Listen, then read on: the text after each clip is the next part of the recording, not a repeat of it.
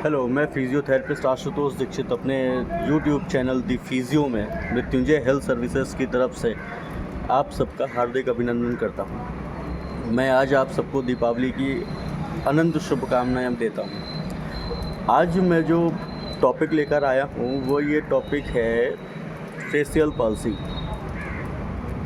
Facial palsy एक ऐसी समस्या है जो बहुत से लोगों को हो रही है आज के समय में। इसके कई कारण हो सकते हैं। सबसे पहला कारण जो होता है वो होता है कि आपकी जो C7 जो नर्व है वो कंप्रेस हो जाए, आपकी नर्व कंप्रेशन मेन रहती है।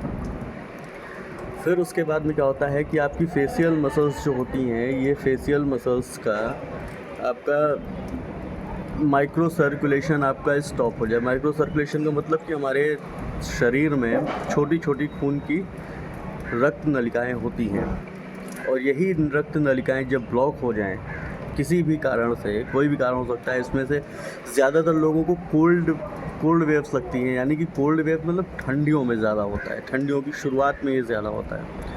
और ठंडियों की शुरुआत में जब होता है तो क्या होता है कि जो हमारी माइक्रो सर्कुलेशन होता है हमारा, वो स्टॉप हो जाता है। यानी कि हमारी जो ब्लड वेसल्स होती हैं वो श्रिंक हो जाती हैं, वो सिकुड़ जाती हैं, जिसकी वजह से खून का बहाव पूरा नहीं होता है। और खून का बहाव पूरा ना हो पाने की वजह से हमारे जो मसल्स हैं वो पैरालाइज्ड हो जाते हैं।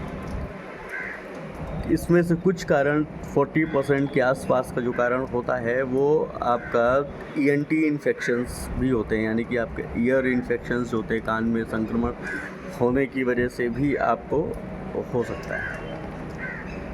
तो आज मैं जो बात करूँगा वो ये करूँगा कि ये जो आपका फेशियल पैल्सी है, इसके लिए ट्रीटमेंट क्या होना चाहिए, शुरुआती ट्रीटमेंट क्या होना चाहिए कि जिससे आप जो प्रोग्रेस हो रही है फेशियल पैल्सी में उसको हमें तुरंत निदान मिले, तुरंत हम उसको रोक सकें।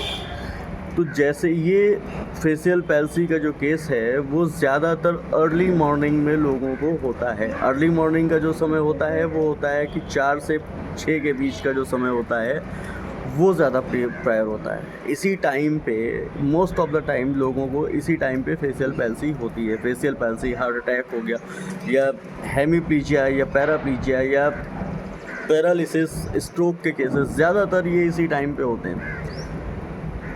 इस टाइम इसको रोकने के लिए हमें क्या करना है, पता भी चले अगर हमें कुछ साइंस होते हैं, थोड़े बहुत कुछ साइंस होते हैं जो हमें पहले से समझ में आने लगते हैं कि भाई किस तरीके से कि हम ऐसे क्या साइन होते हैं जिससे हमें ये पता लगे कि फेशियल पैल्सी या स्ट्रोक या इस तरह की चीज़ें होने वाली हैं। सबसे पहला कुछ साल भर, 1 साल 12 महीने से 6 महीने के बीच का जो समय होता है उस पर क्या होता है कि आपकी इनवॉलेंट्री मसल्स का इनवॉलेंट्री एक्शन स्टार्ट हो जाता है। इनवॉलेंट्री एक्शन कैसे स्टार्ट होता है कि ज़्यादातर आप देखेंगे कि कान के पास की फड़कन आपको समझ में आएगी, होठों की फड़कन अपर लिप्स या लोअर लिप्स में अपने आप फड़कन शुरू हो जाएगी। तो इसको बोलते हैं इनवॉलेंट्री एक्शन। आँखों के नीचे ज़्यादातर आपको समय समय पे फड़कन महसूस होगी। कभी कभी सेंसेशन भी चेंजेस होने लगते हैं। सेंसेशन आपको एक तरफ से दूसरी तरफ का जो सेंसेशन होगा, लेफ़्ट राइट का जो सेंसेशन होगा वो वेरी करेगा। इस तरीके से आप पता कर सकते हैं कि ये चीज़ आपको होने वाली है।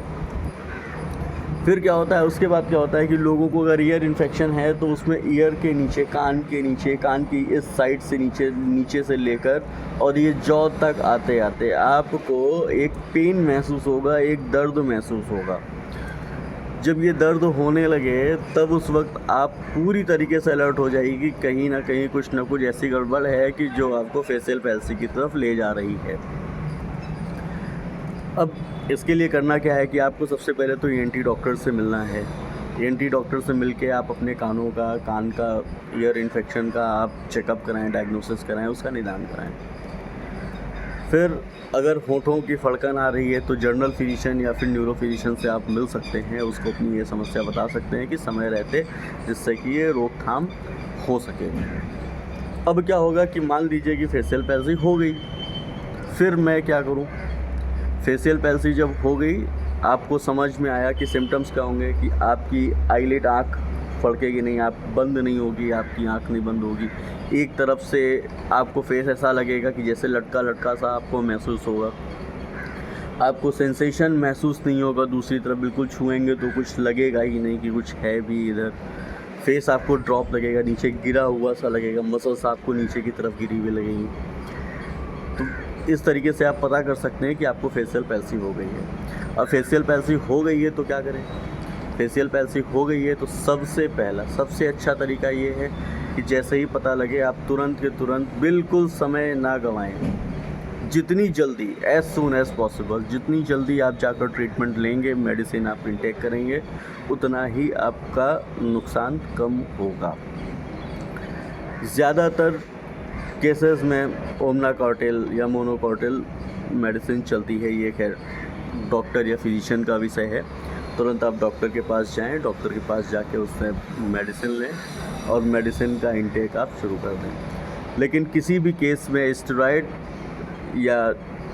स्टेरॉइड ही नॉर्मल चलती है तो आप बिल्कुल भी 24 घंटे, वैसे तो 2 से 3 घंटे का समय होता है, इस बीच में आप डॉक्टर से मिले और मेडिसिन अगर आप ले लेते हैं, ट्रीटमेंट अगर आप ले लेते हैं तो आपका जो लॉस जो होगा, पैरालिसिस जो अटैक होगा वो कम से कम होगा। लेकिन फिर भी स्टेरॉइड का जो इंटेक है 24 घंटे के अंदर अंदर आप कर लें। अगर आप कहीं दूरी पर हैं, नहीं हो पा रहा है तो 24 घंटे के अंदर अंदर आप स्टेरॉइड इंटेक कर ही लें। मेडिसिन आपको मिलनी चाहिए विदिन 24 आवर्स, और अगर नहीं मिल रही है तो जर्नल फिजिशियन को भी आप संपर्क कर सकते हैं। अब क्या होता है कि उसके बाद फिर आपको फेशियल पैल्सी हो गई। फेशियल पैल्सी के बाद आपने ट्रीटमेंट भी ले लिया, मेडिसिन भी ले लिया, लेकिन समय लगता है इसको हील अप होने के लिए। अगर आपको हो गया है तो उसके लिए क्या करना है? फिर आपको अपने आप को कोल्ड से बचाना है, ठंडी से कोल्ड से अपने आप को बचाना है। उसके लिए क्या करना है कि फुल फेस आपको कवर अप करके रखना है। कोल्ड वेव्स आपको नहीं लगनी चाहिए, पूरा फेस कवर करके रखना है। अप टू ईयर भी आपको बंद करके रखने हैं, नेक भी आपको बंद करके रखनी है। ये इतना आपको करना है। फिर उसके बाद किसी फिजियोथेरेपिस्ट से मिलना है, वो आपकी ट्रीटमेंट करेगा। वो क्या ट्रीटमेंट करता है? वो आपको ट्रीटमेंट करता है कि मसल स्टिमुलेटर का इस्तेमाल करेगा। एमएस का इस्तेमाल करते हैं फिजियोथेरेपिस्ट, और पेन इलेक्ट्रोड के साथ में मसल स्टिमुलेटर का इस्तेमाल करेंगे, जिससे कि हर एक मसल को इम्पल्स भेजी जाती है कि जिससे आपकी मसल्स और ब्रेन का कॉम्बिनेशन स्टार्ट हो, नर्व एक्टिव होंगी तो उससे ब्लड सर्कुलेशन भी आपका चलेगा।